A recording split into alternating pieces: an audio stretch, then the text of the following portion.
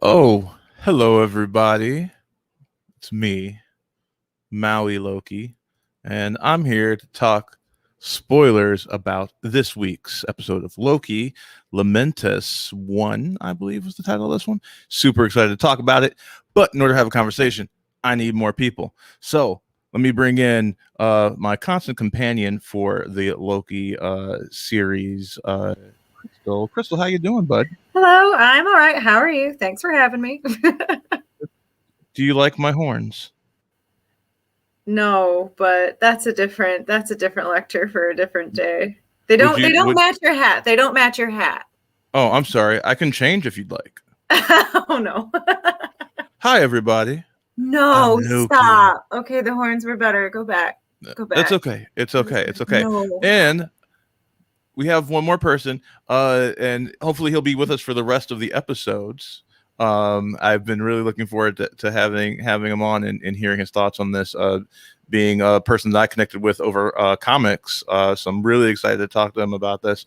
We have David. David, welcome. Oh.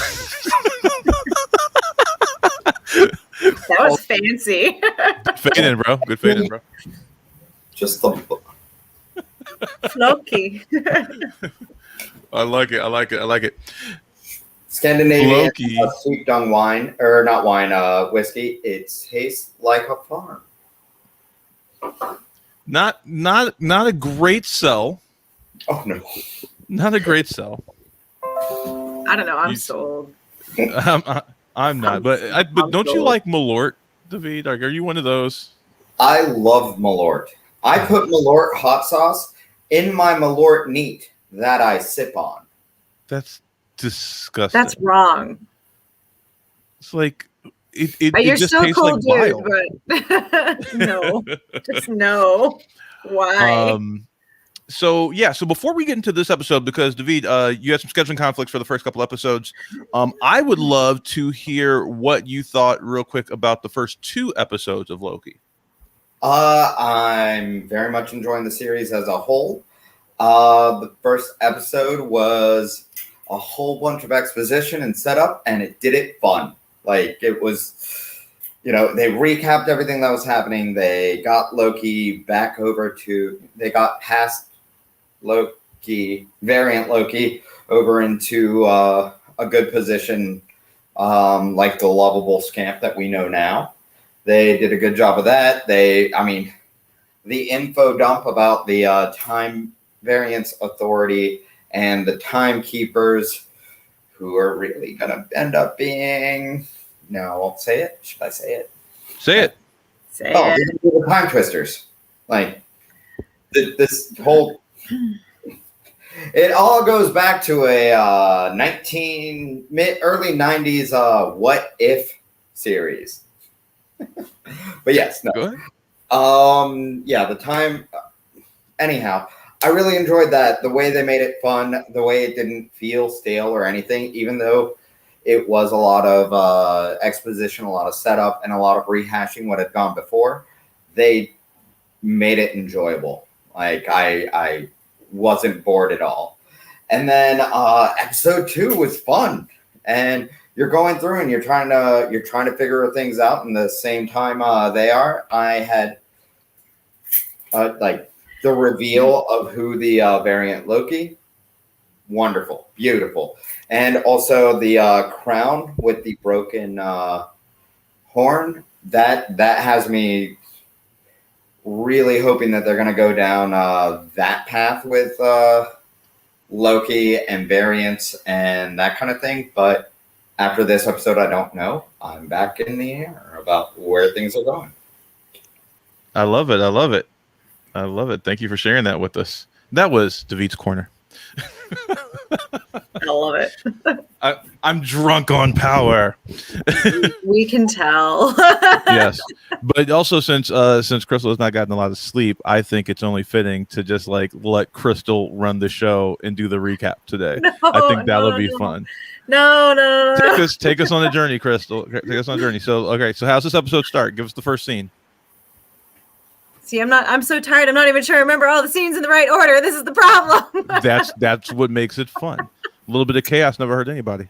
lots of time travel, so it doesn't have to be. Yes, that is part of the problem, is the time travel. We kick off with it opens when they're back in time with the one soldier that was taken. The one we're having margaritas. Yeah, we're having margaritas, and the Minutemen person, like, basically, well, now we call her Sylvie, was like, "Oh, you can tell me anything. Tell me where the timekeepers are." And she was like, "What?" And then she'd be like, "Oh, haha, we've been friends for so long. Like, you." And then there's a time shift right there. It goes from day to night all of a sudden. Yeah, it looked so cool. That was like the opening bit. My recaps are nowhere near as good as yours. So that's what I remember. And they're talking about. She talks about Lady Loki / Sylvie talks about brain freeze and about how it's so cold that it like touches the roof of your mouth and like freezes the synapse, and does something to your memories in those moments. And that's when she's like, "Oh, here, take a drink," and like, "Oh, my brain is frozen." Cool. We're the timekeepers. And I liked that opening because I liked how we like went back to a character that was in the opening of the previous episode. Mm-hmm. So that was really cool. And I liked how we just have this, like, we had this big, like, I'm not interested in overthrowing the timekeepers kind of thing in the last episode as well. Now right off of the bat, we're like, where are they? Like, why do you care if you don't want to overthrow them? Just saying. Mm-hmm. But I liked how it advanced the plot a bit more. And it gave that, I really liked that character. I thought that was a cool character. So I liked how they got more screen time and more time to kind of exist in that universe. Played by, I believe, Sasha Lane is that timekeeper. Yeah, absolutely. Dvi, what do you think about this opening sequence with Sylvie and the timekeeper, or the minute person? It set up the big reveal very well, like the reveal later on that they're real people. It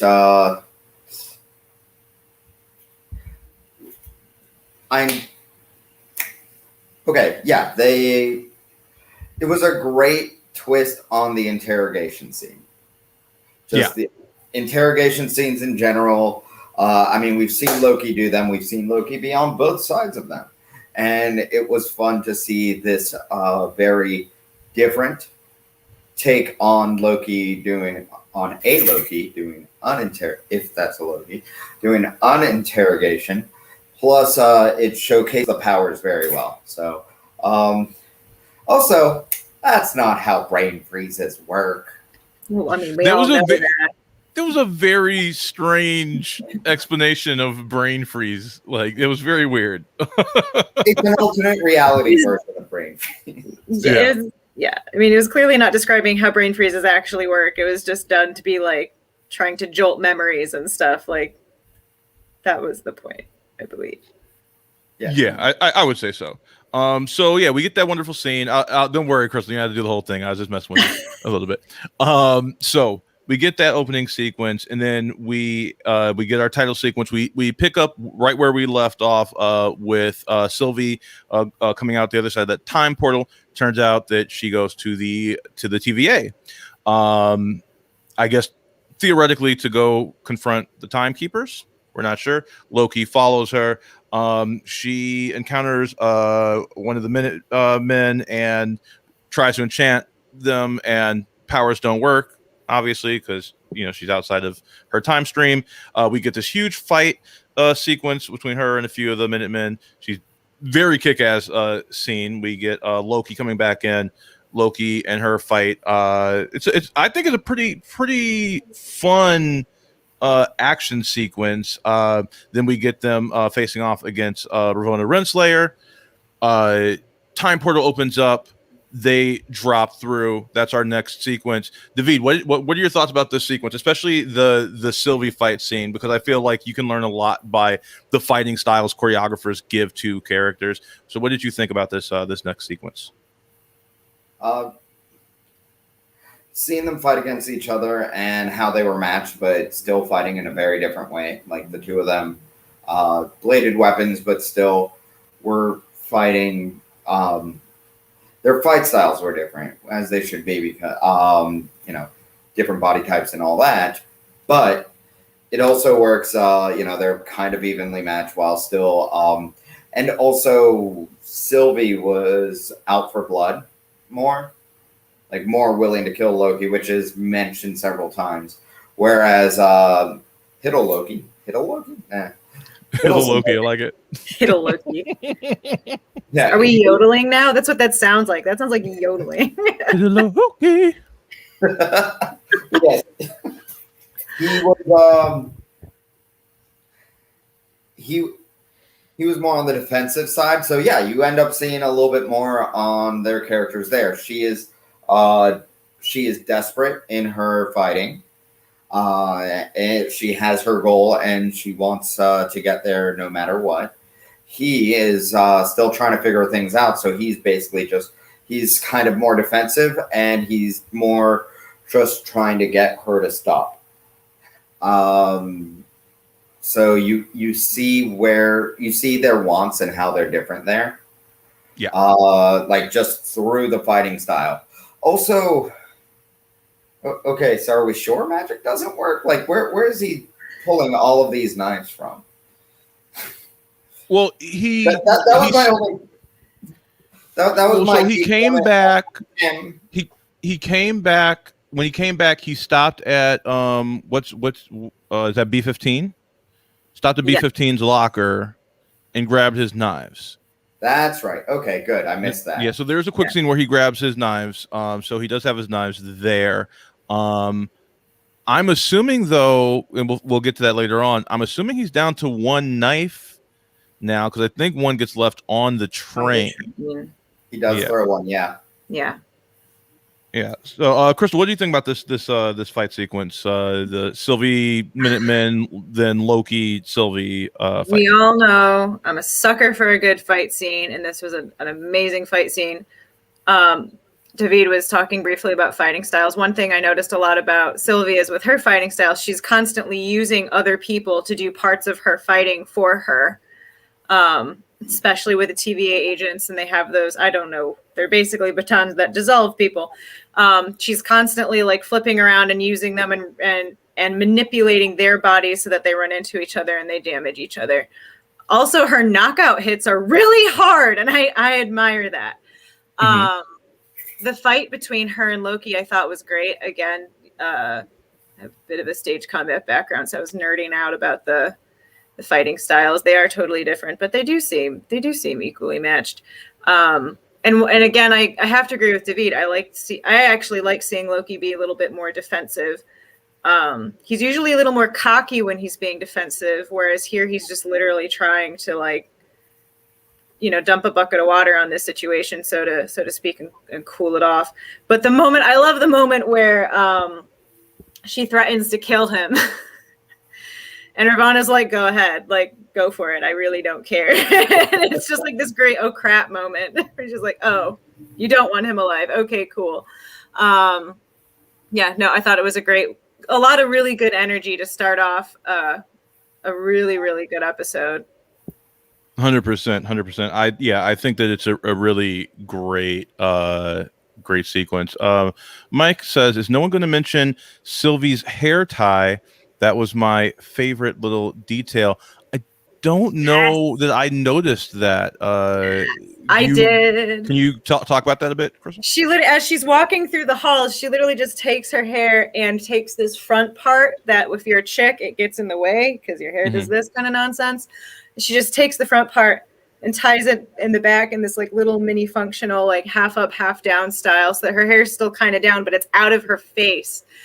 Which is huge because there's a lot of fight scenes with women where their hair's down like mine, and it's like in reality your hair would be like all in your face and a total mess. I thought that was a great detail. Thank you for bringing that up. Yeah, thank you for bringing that up, Mike. So moving on. So Loki grabs her Tim pad, opens up a portal, drops them through to Lamentis 1. We find out a little bit later that the planet they are on is Lamentis 1. Loki and Sylvie continue a fight there for a spell.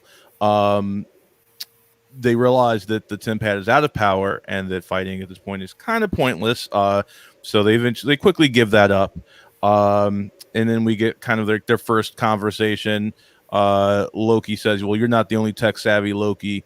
And she says, don't ever call me that. And he says, what, tech savvy? She says, no, don't call me a Loki. She does not want to be referred to as Loki.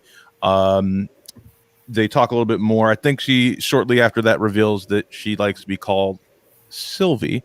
As they leave that little bunker that they were in, quickly they realize that there's chunks of space rock raining down from the heavens above, and we realize now she's like, wait, what planet did you put us on? And she realizes that they're on Lamentus 1, that a moon is literally about to crash into this planet. This is the worst place to be with an out of gas Tim pad. And we get this really fun like flight sequence where they're like running through this, barren desert type area. I love the color scheme in this.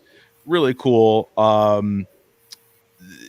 They talk a little bit. It looks like they're about to make out. And he's like, wait, no, you're trying to enchant me. It's not going to work. And he's just like, because I can't remember what her reason why she thinks he can't be enchanted, but he says, no, because my mind is too strong.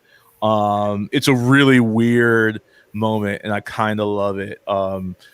As we were saying right before the broadcast, as a pansexual narcissist, it makes like perfect sense. Like, this is the dream, like, to bang oneself. So it's just a wonderful sequence where they have this, this interesting tension. What do we think about this next sequence as they are running through? And this is where they kind of decide to form a tenuous alliance while they're stuck on this planet. What do you think of this sequence? Did anyone else start with Crystal? Oh, okay. I was gonna say, did anyone else get like classic Doctor Who Quarry vibes? Because I definitely did. Absolutely. The whole episode was a Doctor Who episode. It really was a Doctor Who. There's a lot of running, which is like emblematic of like the best Doctor Who is just like run. Just running. Well, what reminded me was like they're in this quarry, and as they're walking through, or in this rocky place that looks suspiciously like a Doctor Who quarry, they're in this, and they're just, as they walk, they're doing the exposition of like what's going on and all the background for you to understand like the final acts of the episode as they're walking, and they're doing it as they move through this very rocky terrain. I just kept having like classic Doctor Who flashbacks. Like, I kind of adored it. I'm not sure if that was intentional or not by the creators, but that's what I got. I like how they bicker. I like that. I do like that awkward moment where it's like, are they gonna? No, yes, no, yes, maybe later. Definitely maybe later. Because it fits so well, especially when we get to the conversation that happens a little bit later on in the episode when they're talking about, romance and stuff. But no, I thought it did the job well, and especially as they approach that little shack, which I don't think we've gotten to yet. But the shack we'll get to next. I love that sequence. Yeah, because I was like, I have stuff to say on that, but for this part, I just got Doctor Who Quarry vibes. David, what do you think about this sequence? Spin off of the Doctor Who thing, I saw a meme already, because things get memed like that. That was just a picture of the Master working with Rani. And then the two of them, it's just like strong Master and Rani vibes here. Oh my God, I didn't even think of that, but yes. I love that. I love the Rani. Oh my gosh, yes. Somebody make it. Yeah, they it's amazing how much fun and effortless they make the exposition in this show, because there's a lot of it. While they're running through being all Doctor Who-y, throughout the next several bits, they're constantly talking about the difference in their magic. And it starts there while they're walking there, because it's revealed he can't do the same kind of thing that she can. And then her constantly calling him a magician. and kind of making fun of the way he does things, is it brings up lots of questions, especially with this whole variant thing. The fact that she's named Sylvie, which is a completely different. It's not even the Enchantress; it's a different Enchantress in the show. The fact that she enchants people, and all are different Enchantress in the 616 Marvel universe. Like, all of this has me questioning everything the Time Variance Authority said. How do you have a time variant who is an adult woman with anywhere between 30 and 3,000 years of life, if she's a Loki? I don't know. How do you have that as a variant if their sacred timeline has Loki as Tom Hiddleston Loki? Yeah, that's a good point, and I have theories about that. Because as we find out later on, she's been, on this kind of fight with the TVA her whole life. So we also find out later the truth about variants, and we'll get to that later. So let's just I'm going to hold off on my conspiracy theories a little bit later. I also have a big conspiracy theory I want to talk about later on Maui's Conspiracy Corner coming up a little bit later in the broadcast. But very good points, David. Very good points. This is an octagon. There are 8 corners here, David. Yes, there's a lot of corners here. At least. So moving on, we get some conversation. We find out that the TemPad needs a large power source to charge off of. They go walking through. It looks like they're in an area that's not under siege from falling space debris so much that they can talk a little bit more calmly. As David said, there's a lot of exposition in this. Just throughout the show, there's a lot of exposition, and it's a lot of like conversation getting into the nature of characters, which I find very interesting. And I do think they do it in a very interesting way where it doesn't feel slow, but we're getting a lot of just, I think, really robust conversation about the inner workings of these characters. Loki refers to Sylvie as a variant. So they have more back and forth, and this is where she says, "That's not who I am anymore. I'm not Loki anymore. I'm Sylvie." And they talk a little bit about what exactly makes a Loki a Loki. Loki says independence, authority, and style is what he says. And she says, so naturally you went to work for the boring, oppressive time police. And he says, I don't work for them. I'm a consultant, which I just love. Their effortless chemistry is so good, which makes sense. If they're the same person, they should kind of instantly kind of fall into a perfect sort of vibe. So I really appreciate that. But you get the sense that she's lived a very, very different life than our Loki. So the question is, how old was she when she diverged from the quote unquote sacred timeline? Very interesting.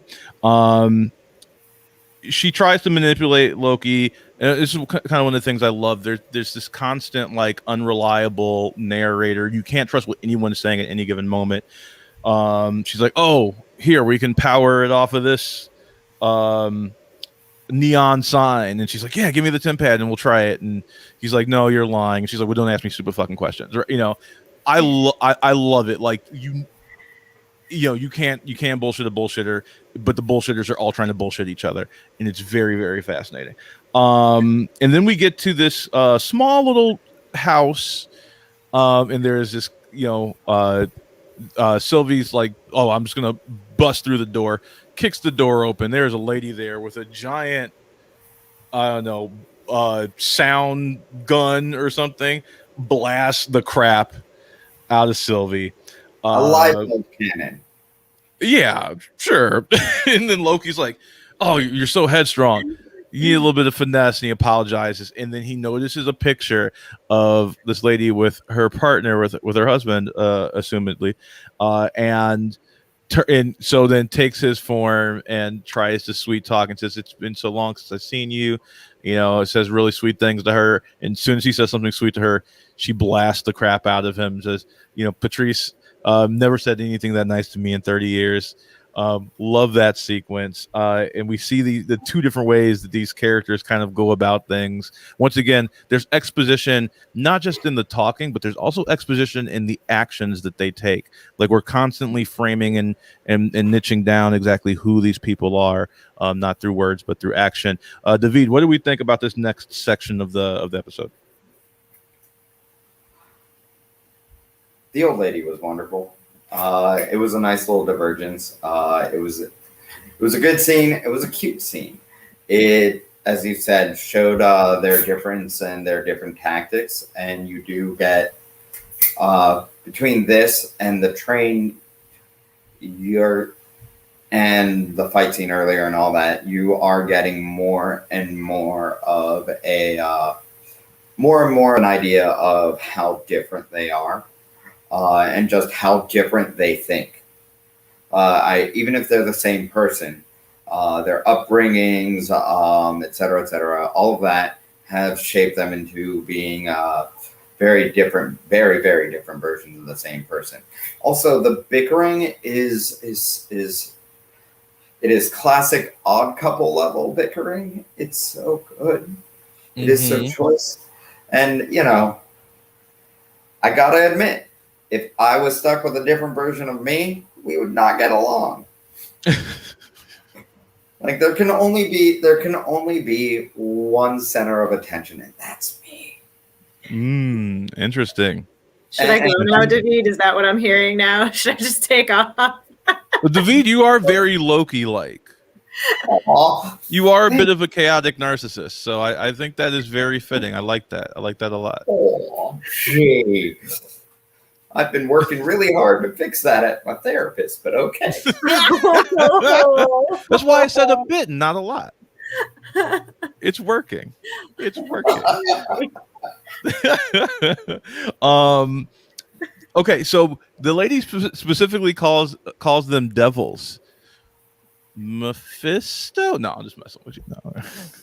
That is the second devil reference that we've had them in the show. Yes, I think they're just trolling the Mephisto conspiracy theorists at this point. So, all right, Crystal, what do you think about this sequence? Don't have too much more to say that David hasn't already covered, but I think what I liked about the scene was that they both failed spectacularly. Like we get that exposition, like we have the bickering, we have the talking, we get to see a little bit of both of their powers, but we also get to see them both just land flat on their ass and fail. And there's something kind of beautiful about that. Like they don't get anywhere really with this woman. I mean, they get what the information that they need in the end, but it does not go the way that they planned.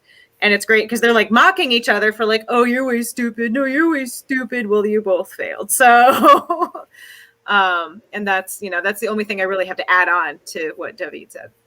And that sets up the next scene so well. Yes, it does. It very much does.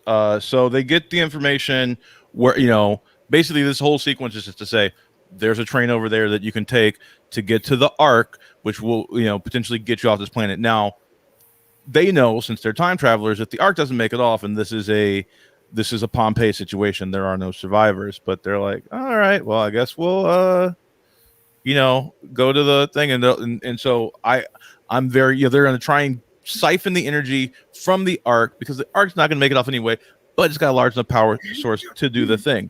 So they head to the train station. We get this great sequence of them sneaking on where Loki takes the form of one of the guards to get them through the platform. And then when one of the guards stops them, Sylvie enchants the guard to let them through. A nice little team up of their abilities, the illusionist and the enchantress. Really love this. They hop on the train, and then we get another. This show is going to be a show where every episode, two people sit across a table and wax philosophy. But we really get to hear the two of them talk about their inner workings and what makes them tick. We get a lot about Loki's background. He talks about his mother, how she was a decent person, and whatnot. Sylvie's still not giving too much, but they do talk about their magic. Sylvie, we find out, taught herself enchanting, never really had someone to teach her magic, whereas Loki is like, Loki's mother taught him magic, and that's where we get that conversation about what type of person his mother was. Then we'll stop there. We'll stop there because I think that's a really meaty scene, and I'd really like to hear your thoughts on that. Crystal, what do you think about that conversation between the two of them? Before the conversation even happens, one of the moments that sticks out to me is when they're offered the champagne and Loki, because that's what he is now. It's Loki. The end. Sorry, it's a thing. He takes the flute, and then she's like, no, and like she's not even like really very nice about not wanting it. She's very brusque about it, and so he takes hers as well. And I love how he says cheers and clinks the glasses together, and basically just like toasts with himself. I just really like that moment. This show has got so much good little character stuff in these tiny little details. Like what kind of narcissistic ass toasts with himself? Like, I mean, I would, but I like champagne. So it's just a nice little moment.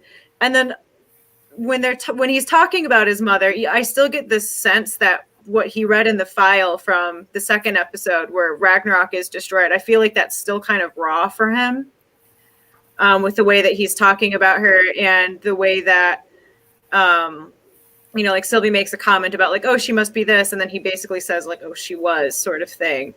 I feel like we get a little bit more of that vulnerability from him, and then like pretty much none from her whatsoever. And it's interesting to see that happen, because up until, like, if we look at him up through Avengers Loki, which is, as we discussed, pretty much where this Loki derives from, like, there's not really vulnerability there yet, and we get just we start to get that scraped away again here, which I really liked. I love it. David, what do you think about this sequence? How far into this conversation are we talking? Because there's up to the let's take a rest. Oh, okay. There's so much then. Yeah, there's a lot there. That's why I wanted to stop there, because there's just like a lot of meat on the bone in this entire sequence. This is a very dense episode. I think a lot of people are going to think that this episode doesn't do that much. I think this episode does a ton, and I think this is a really, really key stretch of scenes here. So she tells him nothing. Like, she basically tells him nothing. She knew her mom briefly. Her mom died. She knew she was adopted. That's all she reveals at all about her life. Whereas he gets talking as he does. During this talk, you find out a little bit more on. She reminds me of Cable. That's it. She reminds me of Cable. Remember it. She reminds me of Cable, kind of from the Cable and Deadpool comic, where they were constantly paired together. They were friends, but they were also constantly at odds, and like there was a begrudging friendship in that. And basically, Cable was always so very serious, and Deadpool wasn't. And that's what that scene reminded me of. Like, not movie Cable or Cable and Deadpool or anything like that, or even over the top goofy. It's you have the pairing of someone whose entire life has been war and battle, and they will not let go and calm down. And you have someone whose entire life, even though it involves violence, has been centered on having fun. Yeah, and it's seeing them clash in such a simple little way. And then, of course, during this conversation, you have the thing that has the internet all aflutter, which is, so Loki is canonically bi. Terminology usage, let's see, is just to establish something. The director used the word bisexual when talking about it this morning. Therefore, I'm going to use that word rather than pansexual. It's a fine line, but there is a difference. And yeah, that's fair. That's fair. Right now, but yeah, and the director actually said that was an important thing to do because she wanted to make what's canon in the comics and in the original Norse mythology canon in the show. So that was nice. Throwaway line, but not at all. It's a huge momentous thing to see in a Marvel property on Disney, like especially on Disney. Between that and Owl House, like, yay for them for now until they mess it up. Yes, 100%, 100%. Take the win.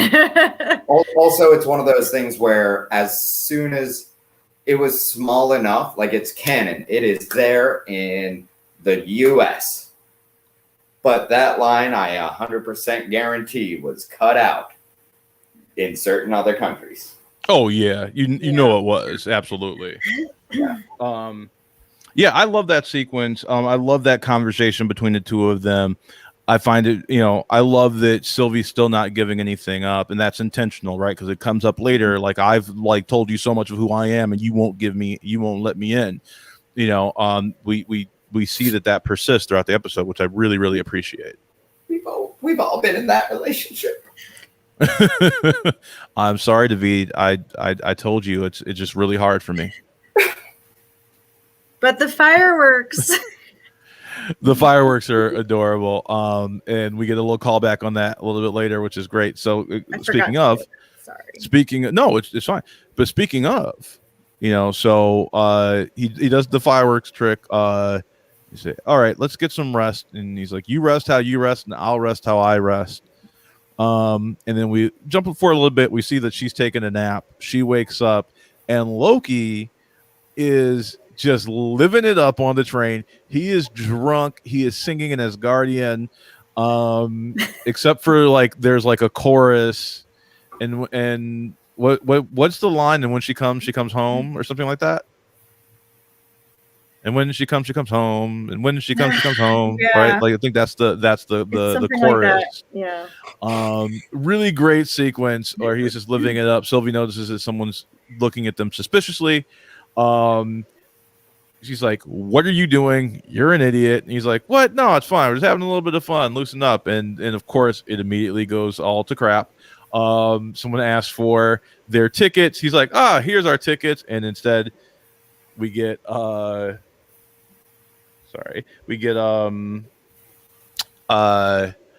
fireworks again, calling back that scene, which is just wonderful. And we get this big fight scene that ensues in there. I love just another really great fight scene. I think the choreography is wonderful in this show. Also, I want to make sure that I once again call out just how good the music is. It feels like the offspring of Daft Punk, and I just freaking love it. Everything is the heavy synth, the big vistas, the big, it also feels very David Lynch, Dune. This, I just love the atmosphere of this show. The visuals are evocative of Lynch's Dune. The music is Daft Punk's Tron Legacy. It's just awesome. I love the design of this show so much, sound and visuals. Loki gets thrown out of the train, and she doesn't say, "Oh no, Loki." She says, "Tempad," and jumps out after him because she doesn't really give a shit if he lives or dies. She just wants her Tempad back. And of course, it's broken because he fell on it. So, David, I think you're first this time, or is it Crystal first this time? I think Crystal's first this time. I think David's first this time. David, you're first this time. What do you think of this sequence here? Seeing their fights great. Him being a little bit drunk, causing both the fireworks mishap, which was fine, and the missing with the knife.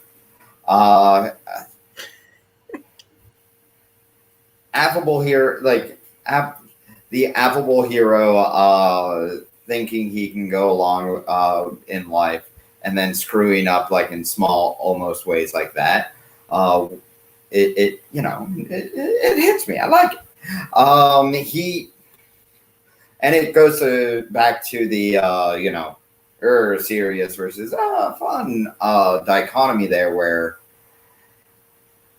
he, especially this Loki, who has learned and flash forward learned a lot, but that's still Avengers 1 Loki who can't imagine completely failing. Mm-hmm. He, even if he knows, even if he's seen, it's different than. And so you see him go and get drunk when he really he should have a couple, but he shouldn't get drunk enough to call attention to himself like he did, and to miss throwing a knife and all of that. He's still very much a Loki who cannot imagine being caught, and that's a central thing to his character that changes over time. Especially like by Thor Ragnarok, it's really starting to change. But that's not who we're dealing with. Whereas, again, Sylvie is just, she knows something's going to go wrong. Something always goes wrong. Something always goes wrong for her. Just right. He hasn't failed enough. He hasn't failed enough. Whereas she has obviously struggled for everything. And and then let's see. Oh, as to the music, the look of the episode and all that, it's I don't know. I can't imagine that it was a joke or a reference to, but how is it not?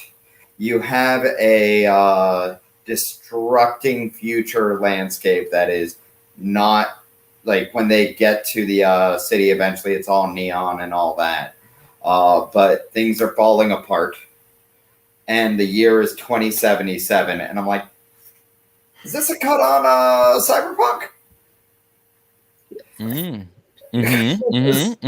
can see that.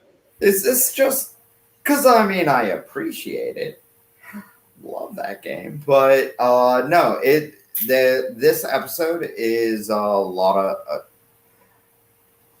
They do a good job of world building this episode in its lighting, and the last two as well. Like, I feel that the Time Variance Authority felt very Brazil. I love that comparison. Brazil, yes. And then the last episode was it was The Fog or any other kind of horror movie where they're stuck and there's the elements and there's a killer. There's you're stuck in a diner and it's snowing outside. You're stuck indoors and there's a killer fog outside. It was very much that. This show isn't doing. Oh, I did the whistle thing when I spoke. This show isn't doing the level of homage that WandaVision did. Mm-hmm. But you can tell there's at least some nods in every episode so far to different settings, different settings and different genres, which they should do in a show like this where you can be anywhere and everywhere. It would be doing the premise a disservice if everything was the exact same. 100%. Crystal, what do you think about the sequence? I just loved the Loki bar fight. Like, it's the bar fight I didn't know I needed in my life. I thought it was great. Honestly, when he threw the dagger, I know that he missed, but part of me was like, is he throwing that to her so she can like reach behind and pull it out? Because that would have been a slick move. Yeah. It did not happen. I was disappointed because I was like, that would have been like cool if she was like, oh, thanks, and like yanks it out of the wall and stabs somebody. I would have been totally down with that. Other than that, not too much to add on top of what David said, but my note on music and stuff anyway is I love how each episode is very different with its music, and I love theremin music, so I loved the first episode like super, super much. Wow, that wasn't even grammatically correct. I apologize. But the other thing I've noticed is that each episode's credit sequence is different, and I've enjoyed that as well. Like the end of this one, we can talk about it at the end. But I love my favorite post credit or credit sequence, I should say, thus far. Was this one was amazing. So no, I don't have too much else to add apart from onto what David said. Okay. Yeah, I want to breeze through the last of this. There's another conversation that's had more, just kind of character building between the two of them. This episode is really, I think, to get us to invest in Care and Sylvie. So like we had a sequence of conversations with Sylvie where we're trying to, get her to open up, to try and get to the inner workings of Sylvie. In an episode similar to what we did over the course of of a lot of films with Loki, we're doing the same thing with Sylvie just over the course of an episode, which I think is very, very interesting through a series of misadventures. So they have another conversation. We get them walking. So they say, okay, so Tempad is broken. Let's hijack the Ark. Instead, the Ark wasn't supposed to get off. Let's just get off. Obviously, they don't care if they create divergent branches in the time stream because the time stream has been bombed. So they head to that. We get this amazing sequence when they get to the town or to the city, mega city, whatever this place is. Very cool looking. Very Blade Runner type of setting. As you said, and we get a great one shot, or at least it's supposed to be a one shot. I think that it's pretty obvious where the stitches are, where they've stitched together two different cuts, as they fall down and there's debris and smoke, everything. That's where you hide the cut, things like that. But it's a thrilling sequence as they're trying to get to the Ark. And just for it to, there's also this wonderful moment where a building's about to fall on them, and I felt like we've never seen Loki display this much power before. No. So I'd like to ask y'all about that when I finish recapping this last chunk. A whole building is about to fall on them. He says, "I've got it," and then just goes like this, and then the whole thing stops and just pushes back into the mist. Thought that was pretty insane. But they go through all this, and it's all for naught. A huge meteor goes through the ship. Everybody who is kind of fighting in the rioting, trying to get on the ship, just kind of stops and realizes there is no hope. There's not even a need to fight anymore. Who freaking cares? Sylvie just is like, I'm done, and just walks off. And Loki's just standing there in disbelief. As you said, David, this is a version of Loki who's not yet used to always losing, and so I think he's pretty shook in this moment that he has failed and that death is all but imminent. And that's the episode. What do we think about this last chunk? Crystal, let's start with you. The fight scene. I'm sorry, I love the fight scenes. Okay, the fight scene. I loved. The detail that I picked out of this was like Sylvie's been cloaked this whole time, both like literally and metaphorically, and she ditches it. Like somebody grabs her cloak. She could have easily grabbed it back, but she was like, "Nah, I'm not. I'm good." And she just ditches it, and then she's like fully able to fight, because the cloaks do impede fighting ability. Though her hair is down, as Mike pointed out, on the train. The scene where she takes out the hair tie, letting her hair down literally and a little bit figuratively. Thank you, Mike. But anyway, yeah, I liked the fight scene. She loses her cloak. She doesn't have her cloak anymore. She's just much more out there. And I feel like that's kind of like a little metamorphosis moment, because she, we don't really see too much of her, but I think from here on out, she'll probably be a little bit more real with the audience and both with Loki, because we've had this little, let's try and get her out of her shell kind of episode.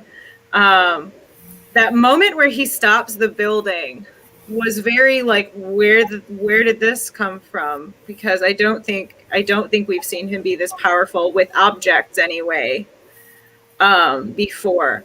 So it's just kind of this moment of oh, that's okay. And then again, that the two different reactions as the arc is basically like smashed in half almost, where she's just like, F this, I'm out. And he's like, but how could this be? This could not be, because I am doing the thing and therefore I should get the thing that I want. And then the music starts. Yeah. And it's just an odd choice of music, but it works so well, and I love it. And I love the final scene of the credits. I thought it was really clever, and I'm really curious about next week. Yeah. There's one other thing I forgot to mention. There's a key piece of information that Sylvie drops when she's talking about how she does her enchanting. She finally says how she does it. She's like, I don't know, I just kind of figured it out. For some people, I can just do it right away, but for other people, it's more difficult, and they have to create a fantasy in their head. Like the lady that she had kidnapped from the TVA, she had to find memories from hundreds of years ago before she was even part of the TVA. And he says, what? Yeah. Because he was told in his prior conversation with Mobius, that these people were created by the timekeepers, that they didn't have lives before this. This goes back to that untrustworthy narrator thing. Like, we can't trust untrustworthy narrator, right? But I believe her in this moment, right? Like we've seen her lying and manipulating the entire time, and this is the moment that feels markedly different, where she lets down her guard. So I think that is the key point of this, is that, wait, these people had lives beforehand. I don't know if that factors into why Sylvie's doing what she's doing. That she realizes that the TVA is not the benevolent organization trying to gently untangle the time stream so we can all live happily ever after at the end of time. But this is a big piece of information, I think, for us to kind of piece together maybe what is actually going on here. David, what did you think about this final sequence? The revelation that they're actual people and not just creations by the Time Variance Authority is pretty momentous. It's going to be great to see when they try to get, first, obviously it's going to be Mobius, and then hopefully more in kind of a revolt against the Timekeepers / Twisters. I'm saying. Anyhow. But then it also explains why Mobius is so obsessed with jet skis from the 90s. Yep. Because that's probably something he held over.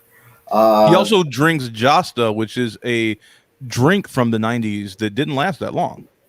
It was one of the first energy drinks. It was a Coca-Cola product, and it had guarana and ginseng and that kind of stuff. They used to drive by the all ages venue on Friday and Saturday nights in Charleston, West Virginia, and just toss us liter bottles and T-shirts. Sorry, that. Fun fact. That's amazing. When I saw that sitting there, I was like, it's like a piece of my childhood. Anyhow, but also, there's while they're walking there, it's also revealed when she's talking about the way her enchantments work is for some people, she needs to get some of their past and dig up some of their past memories so she can create a thing. And she was referencing, what's her face? The C30. Yes, C30. But she did spend a lot of time asking Loki about specific things from his past. So that's pretty much just teeing up at some point she's going to enchant him. Like, she wasn't able to enchant him before, but now she knows more about him. So she can in the future. I don't think, at the very least, that kind of character would want to fix that situation and be able to use that tool later. Mm-hmm. So I dug that. And then, yeah, the look on Loki's face and the look on Sylvie's face was great, but just the chilling look of everyone else being like, "Nyeh." Oh, okay. Like, it's that kind of chilling. Yeah, it was a rough moment to see, and it was a rough moment to see. And Loki and Sylvie are talking.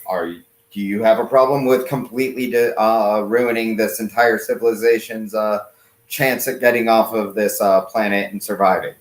Yeah, I'm fine with that. But then in that moment, and when they have that conversation, I'm watching with Loki and Sylvie, and I'm like, I agree with you. Fuck these people. But then you see their faces, like the people's faces, and it was a nice, just quick little moment of, oh no, these are people. Yeah. So that's the episode. Real quick, we want to go a little bit long here, but I really want to. I really want to just kind of talk about like the larger. No, it's quite all right. I want to talk about the show as a whole. My first question, and I'll start with you, David. What do you think this show is about? Like, what is the theme of Loki? Like, if the theme of WandaVision is trauma, and the theme of Falcon and the Winter Soldier is race, privilege, things like that, what is the theme of Loki? Can you change and grow as a person? That's that's going to be. I feel like that's going to end up being the theme. You started off with the really, really rough, basically therapy session. What do you want? Do you enjoy hurting people? And then when you go and look at the Loki stuff that's been done, especially since Jamie McKelvey's groundbreaking Journey into Mystery storyline, where in that one you have through that in the next Loki series, and then Loki Agent of Asgard, you have a main character of Loki, a child Loki, an evil old Loki, a couple of other different kinds of Lokis, and they're all at odds with one another. And the old evil Loki is the one trying to be like, I'm going to make sure I exist. You're irredeemable. The child Loki is innocent, and the late teens, early 20s Loki is he's trying his best. He's trying his best to find, and actually that's the Loki who also eventually changes gender, like between panels. And at one point in a 2019 series was asked by Iron Man. Iron Man's was like, oh, I'm sorry. He would, and Loki goes, all of them work. Thanks. Mm-hmm. But yes, that entire run was about Loki trying to figure out if he can change his story. And that's, I think that's where we're going to end up in this. Are we going, can Loki change his story? Can he actually become someone else while still being him? I love that. Crystal, what do you think? What do you think this show is about? What is the theme of Loki? I'd say identity. So it ties in very closely to what David is saying. I think it's, again, the whole thing is like, they keep saying in every single episode, what makes a Loki? Like what qualities make Loki? And I think it's very centered on identity. And I think it's kind of this moment where it's like our current Loki is the one that we're watching right now, like thinks very much that he knows what he is, but he keeps finding himself in these situations where he can't cope with them. And he has to learn to adapt. And in doing so, that's going to influence his identity. And it's almost like he doesn't want to do that. He's like, I don't want to adapt to make these changes to cope with these things being thrown at me. Like in this episode where everything, they do everything that they can and it still goes to hell. And he's just standing there like, how could this be? He has to face himself and be like, I can't always win. And that is part of building of a more stable identity. So I would say it's focused on identity. So it's very, very close to what David is saying. Okay. Yeah, I think I would agree with that. I think identity. I think can a person change? I think that very much is what I think too. Let's one more question before we start to wind down here. What are your wild conspiracy theories about what we have going forward? Like, I think this episode was the calm before the storm. I think the next episode we get is going to be insane. That's one of my predictions. Right. So I think we need to start up the end game. So I think we're going to see some big reveals in this next episode as we wind to the conclusion here. Crystal, give me your wild predictions of what we could see happening on the show. So I know it's not going to jive with David's, but I don't think that the timekeepers actually exist. Even though is it 30 was like, oh, I told them where they were, and she's going to go find them. I think that it'll be one of those things where they get there and there's like nothing there, or it's just is it Ravana? Or Ravana? Ravana Renslayer, yep. Yeah, or it'll be like her or something. There's definitely something funky going on with her. I think that Mobius has been reset a bunch of times, like we talked about last week, with like all the different rings on the table, and where he's like, where did that come from? Where did that come from? And it might be just different versions of him bringing her stuff. And my wildest is that all of the people from the TVA are going to wake up, like, or snap out of it and kind of remember who they are now that we have this little crucial bit of information, do a massive revolt, and create all of the different branches of a multiverse, dare I say, to lead up to a movie that I'm very much looking forward to later. A multiverse, but that could lead to madness. Could it? I'm not sure. Just saying. David, what about you? What do you think? We got any wild predictions for us? Okay, so we're gonna start here. Oh God. I don't. As soon as they mentioned the timekeepers and then showed them in the background, like in the ads and stuff, my response was, "Oh wow, those look like the comic book timekeepers." Okay, and there's a storyline, an obscure as hell storyline from, like I said, What If Comics, which shouldn't have a through line story, in the early 90s, where the timekeepers who first showed up in a Thor comic like decades before that are using Immortus, also known as Kang, also known as a villain in an upcoming Marvel movie, where they're using him.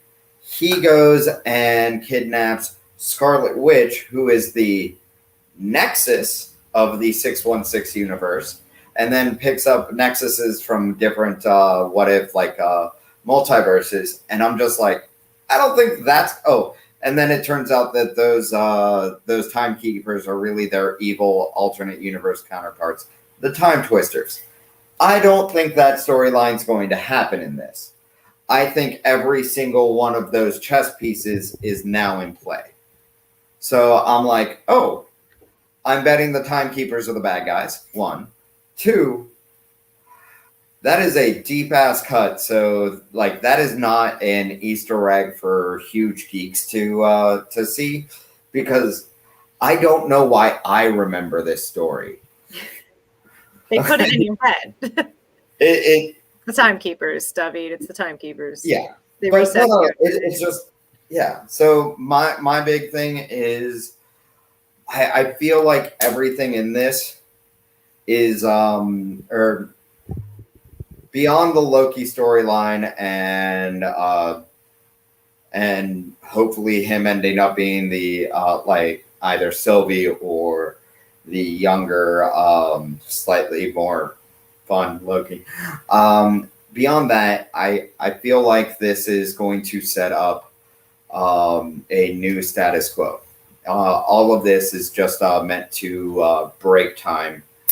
I mean, it's obvious that through Sylvie's even existence, if she is a Loki, And no, even before that, when they show all the different kinds of Lokis, that the multiverse still exists. So this is going to tie in. This is basically just going to set up that kind of shattering. And I really, really do think that the Timekeepers are going to be the bad guys. I doubt they're going to call them the Time Twisters because that's a dumb name. That's a hell of a dumb name. It's a pretty dumb name. This is a pretty dumb name. I mean, probably just keep it as the Timekeepers. Yeah. But yes, I think those are great. All right, I have a conspiracy theory, y'all. Uh-oh. And I have slides. Buckle up. Welcome to Maui's Conspiracy Corner, first of all.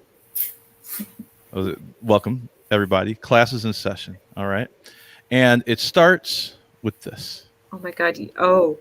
I told you I was going to do it. I told you I was going to do this. Everybody, this is Miss Minutes. Y'all know her. She is the lovable scamp of a mascot for the TVA, right? Lovable mascot for the TVA. Nothing wrong with her. Seems very nice, right? There's no way she's been, I don't know, spying on us throughout all time and space, right? She's just a nice little program that's there to talk about what the TVA does, just to onboard people, right? She's not sinister. However, let's go to the next slide. This is an image from 2011's Thor, everybody. I'm going to zoom in a little bit. And show you this. What's that on Jane Foster's shirt? What is that? Is that Miss Minutes? Is that Miss Minutes in sun form? Instead of, I know everyone's like, but that's a sun. It's not a clock. And you may be right, but here's my question: in the olden times, before we had watches, what did we use to tell time? That's the wrong one. Hold on a second. There it is, the position of the sun. Sundial, clock, Miss Minutes, conspiracy. Now, I know you think I'm crazy. Everybody. Everybody's like, Maui, this is insane. This is crazy. You're a lunatic. You know who said I was crazy? This man. This man said I was crazy. This man, Eric Wolfric Lindbergh, said I was crazy. But is that really Eric Lindbergh? Or is he a Skrull? Could Eric be a Skrull? See that Skrull? Drinking pop, just like normal humans. You know who likes pop? Eric Lindbergh. Now, I know you're thinking, what? Skrulls pretending to be humans on Earth? That's never happened. But it did happen. It happened here in Secret Invasion. So here's my wild theory. Miss Minutes has been watching us and replacing humans with Skrulls so that she could take over the sacred timeline. I think I've proved my point. I can't believe. Thank you, everybody. Scroll Eric here. Also, I'm literally crying. Thank you, everyone, for your time. This has been Maui's Conspiracy Corner. David, I see you have questions. How can I help you?